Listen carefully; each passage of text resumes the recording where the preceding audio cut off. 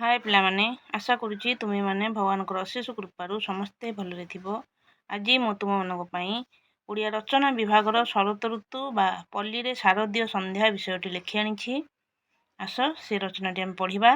उपक्रम धारा श्रावण तृप्ति लाभ करने पर लास्यमयी वर्षा पृथ्वी पृष्ठरू विदाय निए। दिग्बलयर प्रशस्त कांथरे परस्त परस्त चूर्ण धौलाई शरत आसे। चतुर्दिगरे प्रकृतिर अपरूप सौंदर्य भरी दिए। शुभ्र काशतंडी पुष्पगुच्छरे धरित्री शारदीय संध्या को आवाहन करे। जगत जननी माँ दुर्गांकर पूजार्चना पाई सर्वत्र आनंदरे लहरी खेली जाए। आकाशर दृश्य शारदीय सांध्य आकाश अत्यंत मनोरम देखा जाए। लक्ष लक्ष तारका आकाश बक्षरे आलोक वितरण करुथांती। सबुठारु दर्शनीय है छायापथ। आकाश बक्षरे उत्तर दक्षिण होई विराट छायापथ शोभा पाए। आउ सेही पथ को तारका माने सते जेपरी आलोकित करने को व्यस्त थांती। शारदीय संध्यारे चंद्र सबुठारु आकर्षणीय मने हुंती। विक्षिप्त बादलमालारे जह्नर लुचकाड़ी खेल पल्ली जीवन को सरस और सुंदर करे। नड़िया बाहुंगा फांकरे जह्न उंकी मारे। पल्ली शिशुगण जह्नर अवतरण रे गाँ दांडरे आनंदरे क्रीड़ा करती। कुमारी माने फूल बौल बेणी गीत गाई गाँ दांड कंपेई दियंती। बाड़ी बगीचारे हेमकांती जिणी जह्नी फूल मृदु समीर रे नृत्य आरंभ करे।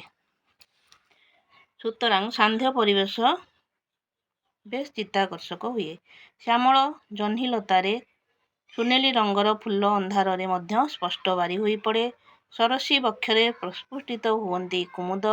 मालती देहरे मादकता लगे। नदी पठारे काशतंडी फूल मुंड हलाई संध्या देवी को अभिनंदन करे। पर्वपर्वाणी विविध पर्वपर्वाणी शारदीय संध्या को मधुमय करे।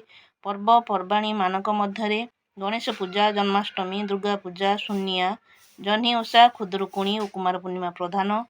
दुर्गा पूजा 4 दिन धरी पालित हुए। दुर्गा मेढ़गुड़िकर सज्जित आलोकमाला सांध्य अंधकार को दूर करे। नर नारी माने रंग बेरंगर पोशाक पिंधि माँ दुर्गा को दर्शन करने को दल दल होई साही साही बुलंती। भाद्रव मासर प्रति रविवार रे खुदरुकुणी ओषा पालन करा जाए। ग्राम्य किशोरीगण संज बेले कोठी मानकरे पूजा चांगुड़ी धरी एकत्र हुअंती। सेमाने तपई ओषा बही गीत एक स्वर रे गान करती। संगीत मूर्छना गाँ दांड कंपी उठे। सबुठारु उपभोग्य हुए कुमार पूर्णिमा। संध्या आकाशरे जह्न आलोकरे फूल बौल बेणी गीत गाई झील माने कुमार पूर्णिमा संध्या को उपभोग करती। विभिन्न स्थान रे कुमारोत्सव समिति माध्यम नृत्य गीत परिवेषण करा जाए।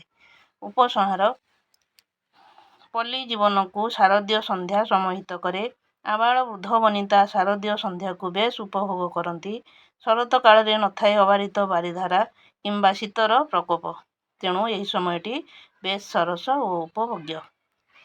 पिला माने यही सुंदर रचनाटी तो आम पढ़ले। जदि यही रचनाटी तुम मानक पाठरे किसी साहाय्य करि थाए ताहले तुमे माने मो चैनल को लाइक शेयर सब्सक्राइब कमेंट करने को जम्मा भूलिबनी। तुमे माने मो भिडियोटी को मूलरू शेष पर्यंत देखिथिबारु अनेक अनेक धन्यवाद।